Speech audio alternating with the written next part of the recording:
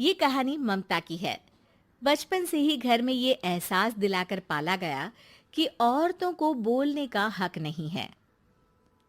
अरे ममता, जरा जल्दी जल्दी हाथ चलाओ। रोज ऑफिस में देर पहुंचता हूँ तुम्हारे कारण। लेकिन आपका सारा खाना पैक और तैयार भी है। अरे जबान जितनी चलाती हो उतना अगर हाथ चलाती ना तो शायद घर को अच्छे से मैनेज कर पाती। क्या मतलब है? क्या नहीं मिला आपको? मोजे मोजे कौन देगा? ममता भागकर पति को मोजे देती है। वो हर किसी का ख्याल रखती, लेकिन उसके घर में रोज का रोना लगा रहता। अरे माँ, आज स्कूल में टीचर ने मुझे फीस के लिए डांटा। माँ, मुझे अच्छा नहीं लगता कि स्कूल में फीस के पैसों के लिए मुझे कोई भी बात सुनाए। अरे पर बेटा, ये तो पापा करते हैं ना, सारा ऑनलाइन। मुझे तो इसकी जानकारी भी नहीं है। हाँ हाँ, बना लो बच्चों के सामने मुझे बुरा। अरे करता तो मैं ही हूँ, माना, लेकिन मुझे कोई सपना थोड़ी ना आएगा कि बच्चों की फीस जमा करनी है। अरे बताओगी तो तुम ही ना। ममता की अब ये आदत में शुमार हो चुका था। वो हमेशा हर बात के लिए खुद को ही दोषी मानती। एक दिन वो पड़ोस की दोस्त से कहती है, समझ नहीं आता यार, मैं इतनी डम कैसे हो सकती हूँ। बात तो सही भी है ना। अब पति बेचारा नौकरी करे, पैसे कमाए, या फिर ये देखे कि बच्चों की फीस का वक्त है। क्या करूँ यार। पता नहीं, मेरे पति तो सारा काम खुद ही करते हैं। वो तो कहते हैं कि तुम थक जाती होगी, सारा दिन घर बाहर बच्चे। तो अच्छा, ऐसे भी पति होते हैं क्या? अरे क्या बात कर रही है? भाई साहब कभी तुझे किसी बात के लिए सुनाते नहीं? किसने कहा नहीं सुनाते? अरे ये पति चीज ही ऐसी होती है कि बिना पत्नी को सुनाए उन्हें चैन की नींद कहाँ आती है।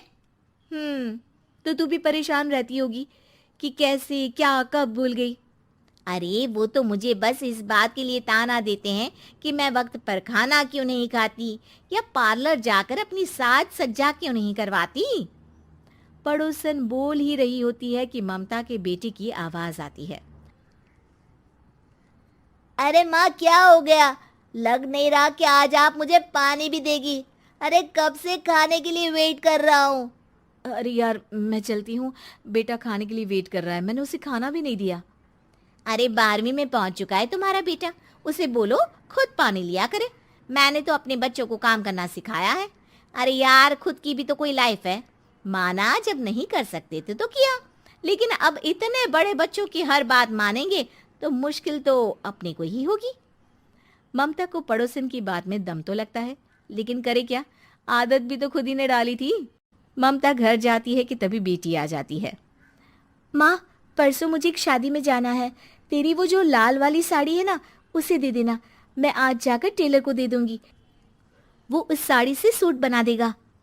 अरे नहीं नहीं तारा, वो मेरी माँ ने मुझे दी थी और उस साड़ी से मेरी काफ़ी भावनाएं जुड़ी हैं। तुमको ना मैं दूसरी साड़ी दे दूंगी। ओके, कोई बात नहीं, लेकिन आज दे ही देना पक्का। तारा माँ की साड़ी से सूट बनवाकर पार्टी में जाती है, लेकिन जब वो पार्टी से लौटती है, क्या है, मैं तो समझ ही नहीं पा रही हूँ। अरे जब वो साड़ी मांगी थी तो ये छल्ली सी साड़ी क्यों दे दी? मैं ही पागल थी जो इस साड़ी का सूट बनवा लिया मैंने। माँ, जानती भी हो कि कॉलेज में मेरी कितनी हंसी उड़ी। तभी वहां ममता का पति सुनील आ जाता है। अरे गवार औरत, जब बेटी साड़ी मांग रही थी तो दे देती ना। अरे पापा, इनके तो इमोशंस जुड़े थे उस साड़ी से। ममता इतने सब के बाद भी कुछ नहीं बोलती। मेरी बेटी की बेइज्जती हो गई, मैं बिल्कुल बर्दाश्त नहीं कर सकता ये। मैं नहीं चाहता कि मेरी बेटी से कोई भी ज्यादा सुंदर लगे पूरे कॉलेज में। जी, वो पढ़ने में तारा बिल्कुल अच्छी नहीं है, उसकी पढ़ाई पर आप ध्यान दीजिए ना। अच्छा, अब तुम मुझे बताओगी कि मुझे किस पर ध्यान देना और किस पर नहीं। रमेश जैसा ही ये वाक्य पूरा करता है, ममता की बेटी और पति उस पर जोर जोर से हंसते हैं। अरे ठीक है ना, पता ही नहीं चला कि कैसे वक्त इतना बीत गया। अरे कैसे पता चलेगा माँ, हम लोगों के पीछे जो तू बैताल की तरह चिपकी रहती थी, तुझे कैसे वक्त का पता चलता। ममता को पहले सास ससुर, फिर पति और बच्चों की तरफ से इस तरीके की बातें सुनकर उसका मन बहुत दुखी रहता था। एक दिन, सुनो ना, बहुत दिनों से कमर के नीचे बहुत दर्द रहता है। कल मैंने देखा तो एक फोड़ा था। अरे ममता, एक बार अपने पति से बात करो, वो तुम्हारा फोड़ा डॉक्टर को दिखा देंगे। अरे नहीं नहीं, वो तो गुस्सा हो जाएंगे। अरे क्यों गुस्सा हो जाएंगे? तुमको दर्द है? हाँ, लेकिन वो यही बोलेंगे कि ऑफिस जाऊं या फिर तुम्हें लेकर डॉक्टर के पास। तो बेटे से ही बात कर ले। अरे वो तो मैं कर लूं, लेकिन फोड़ा है ऐसी जगह कि उसे बताते मुझे शर्म आएगी।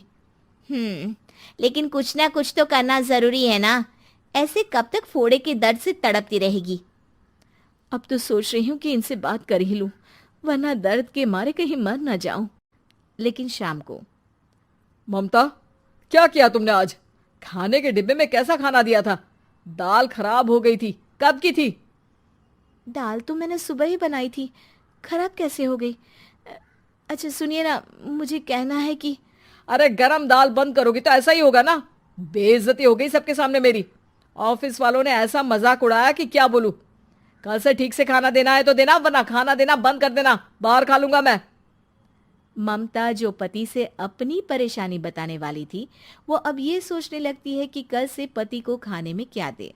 अगले दिन ममता थकी थकी सी हालत में, आप लोगों के लिए नाश्ता बना दिया है, खाना बनाने की हिम्मत नहीं है आज तो।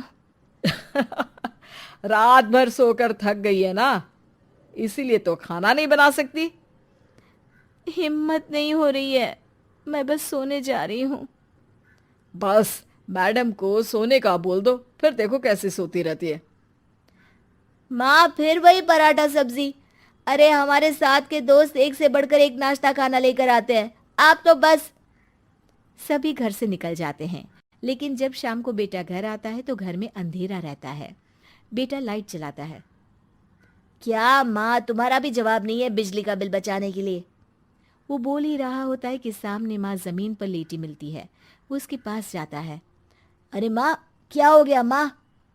तभी वहां पड़ोसन आती है। अरे बेटा, तुम्हारी माँ के पैर के पास एक फोड़ा है, जिसके कारण ये लगातार कमजोर होती जा रही थी। मैंने उसे पहले ही कहा था कि घर में बता दो, लेकिन तुम्हारी माँ किसी को तंग करना नहीं चाहती थी। तभी वहां डॉक्टर आ जाता है। अरे इनके ऑर्गन में दिक्कत है, कोई बात है जो इनके मन में खटक रही है। अरे नहीं नहीं, इसके मन में कोई बात नहीं है। कोई काम है नहीं ना इसके पास, सारा दिन बस घर में ही रहती है। देखिए, मैं तो ये नहीं जानता, लेकिन हाँ, इनके मन में हमेशा कोई बात रह जाती होगी, इसीलिए उनकी ये हालत है। अगर आप समय से नहीं ले आते तो हो सकता था कि। अरे नहीं नहीं डॉक्टर साहब, हम पूरी कोशिश करेंगे कि वो ठीक हो जाए। हम लोगों ने अपनी ही परेशानी माँ के सामने रखी, लेकिन किसी ने माँ की दिक्कत को जानने की कोशिश तक नहीं की। हाँ, मैंने भी ममता को हमेशा घरेलू जरूरत से ज्यादा काम का नहीं सोचा था। ममता को होश आता है और वो खुद को अपने बेडरूम में देखती है। वो उठने की कोशिश करती है कि माँ, अब आप नहीं उठेंगी। हम लोग है ना, हम लोग आपको पूरी तरह से खुश रखने की कोशिश करेंगे।